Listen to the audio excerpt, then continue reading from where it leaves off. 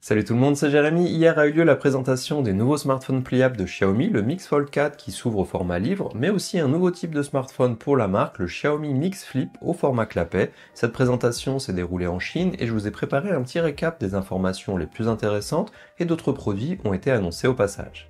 Pour le moment, les produits annoncés sont seulement vendus en Chine, il n'y a pas eu d'informations pour un lancement au niveau global et les prix indiqués sont donc des prix chinois, sans les divers coûts et taxes qui seraient présentes s'ils étaient vendus en Europe. À noter aussi que les prix des différents revendeurs sont aussi plus élevés que le prix de lancement. Pensez à vous abonner à la chaîne pour ne pas rater les futurs tests et dites-moi en commentaire si vous aimeriez voir certains produits en test ici. La présentation a commencé par un discours de Li Jun, le fondateur de la marque, comme il le fait chaque année, et cette année le thème c'était le courage.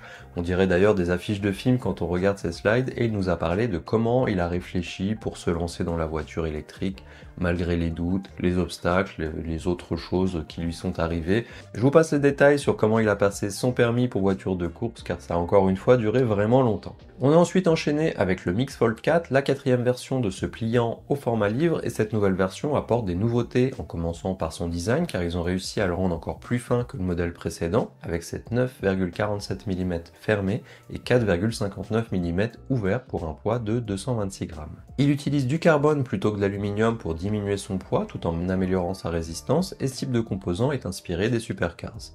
Il a une certification IPX8 avec des bords arrondis de chaque côté et sera disponible en noir, blanc et bleu.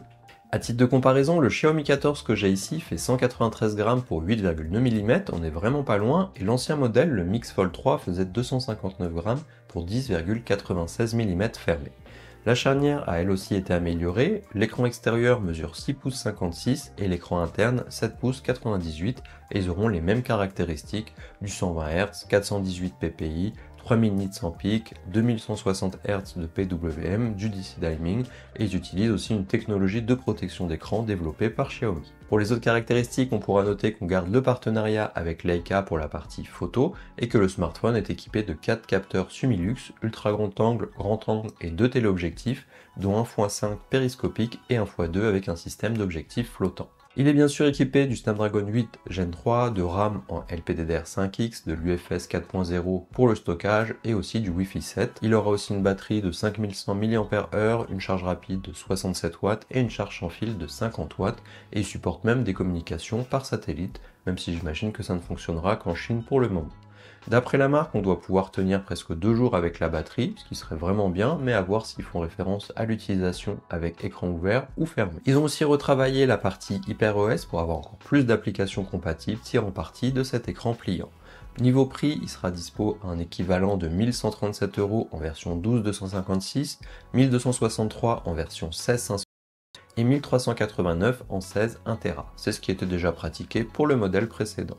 Dans mon cas, j'ai pu utiliser le Mix Fold 3 l'année dernière, je l'avais gardé environ 2 ou 3 mois et j'étais vraiment content des performances, de sa partie photo. Je l'ai préféré au Z Fold de chez Samsung, notamment grâce à l'écran extérieur plus grand, mais l'inconvénient c'était que c'était un modèle chinois que j'avais et pas global, donc ça cause des petits soucis sur la compatibilité 4G, sur des notifications qui n'arrivent pas directement, des applications Google qui ne fonctionnent pas, donc c'est pas idéal si on réinstalle pas une ROM custom par-dessus.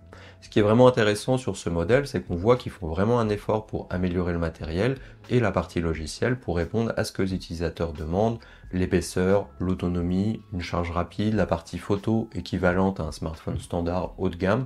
Ils rendent plus d'applis compatibles et ils viennent pas seulement nous vendre de l'intelligence artificielle à tout va et des fonctions qui serviront à personne une fois l'annonce passée, alors qu'on est sur des appareils qui coûtent vraiment très cher. Alors c'est vrai qu'il n'est pas prévu en dehors de Chine malheureusement, mais de toute façon je suis pas sûr que beaucoup de monde aurait sauté le pas vu le prix qu'il coûterait s'il était commercialisé globalement. Le deuxième smartphone annoncé c'est donc le Mix Flip, le premier smartphone à clapet pour Xiaomi. Celui-ci mesure 7,9 mm déplié et 15,99 mm plié pour un poids de 192 grammes et il sera disponible en 3 couleurs, violet, blanc et noir. Pour les écrans, celui à l'extérieur utilise toute la surface disponible en venant faire le tour des 2 capteurs photo. D'après la marque, il est vraiment prévu pour être utilisé comme un écran normal avec ses 4 pouces 0.1, une résolution d'1,5K jusqu'à 3000 nits en pic, du 120 Hz et il sera protégé par du Xiaomi Shield Glass. Les bords sont incurvés, on pourra même utiliser un clavier classique dessus et plus de 200 applications ont été travaillées pour fonctionner correctement de ce côté-là, ainsi que des widgets. Bien entendu, c'est des applications chinoises, donc c'est pas sûr que ça nous serve, et de ce côté, on aura aussi un micro et un haut-parleur dédié pour les appels, ce qui évitera de le déplier pour cet usage-là. Alors c'est un bon point si on peut effectivement faire beaucoup de choses écran fermé, car selon les marques, on est un petit peu limité, et on se retrouve à constamment ouvrir le téléphone, ce qui perd un petit peu l'intérêt. À l'intérieur, l'écran fera 6 pouces 86, les caractéristiques seront similaires à l'écran externe, mais avec un taux de rafraîchissement oscillant entre 1 et 120 Hz grâce au LTPO. La charnière pourra elle s'incliner et rester en place entre 45 et 120 degrés pour différentes prises de vue et supporte jusqu'à 500 000 ouvertures et fermetures. À l'intérieur, il est équipé lui aussi du Snapdragon 8 Gen 3, de RAM en LPDDR5X et de stockage en UFS 4.0. Il y a déjà des benchmarks qui sont sortis un petit peu en avance et il a réussi à arriver presque aux 2 millions sur AnTuTu, ce qui le rend très proche des smartphones classiques avec le même processeur. Il est aussi équipé d'un système de chambre à vapeur pour le refroidissement, à voir ce que ça donnera en jeu ou pour les tâches gourmandes. En termes de capteurs photo, on a aussi le partenariat avec Leica et il dispose de deux capteurs de 50 mégapixels, un grand angle équivalent à 23 mm et un zoom x2 donc à peu près à 50 mm. Pas d'ultra grand angle ici, comme c'est le cas par exemple sur un Z Flip 6. Je sais pas si ça sera gênant pour ceux qui veulent vlogger avec par exemple. Dans mon cas, j'utilise plus souvent le zoom que l'ultra grand angle, mais c'est à chacun de voir sa préférence. Pour l'autonomie, il a une batterie de 4780 mAh et une charge de 67 watts. Il n'y avait pas d'indication sur la durée de vie de la batterie, mais je pense qu'on sera quand même plus haut que les standards qu'on a actuellement sur ce type de smartphone. Pour le prix, ça sera équivalent à peu près à 758 € en 12,256, 821 € en 12,512 et 922 en 16 1 Tera. Encore une fois, c'est des prix chinois, les prix ne seront pas les mêmes en arrivant en Europe et justement ce modèle est attendu au niveau global, mais pour le moment il n'y a pas de date de lancement annoncée et du coup pas les prix auxquels il arriverait. Il faudra attendre une annonce officielle, mais ça serait une bonne chose car ça poussera aussi peut-être la concurrence à faire des efforts sur leurs produits pour garder le matériel à niveau. À voir bien entendu si Xiaomi arrivera à se placer en dessous de la concurrence en termes de prix pour les donner un petit avantage en plus. Si on passe au troisième smartphone, une nouvelle édition du Redmi K70 a été présentée, cette fois la version Ultra qui dispose d'un Mediatek 9300+, qui lui permet d'atteindre les 2 300 000 sur AnTuTu. Le design a été retravaillé notamment au niveau du module photo avec 4 blocs dont un qui héberge un flash et il sera disponible en blanc, bleu ou noir.